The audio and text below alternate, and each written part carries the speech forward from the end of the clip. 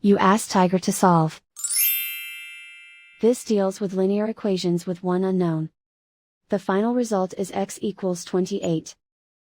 Let's solve it step by step. Simplify the expression. Expand the parentheses. Simplify the arithmetic. Multiply the coefficients. Expand the parentheses. Group like terms.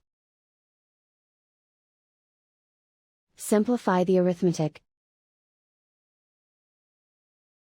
Group all constants on the right side of the equation. Add 12 to both sides. Simplify the arithmetic.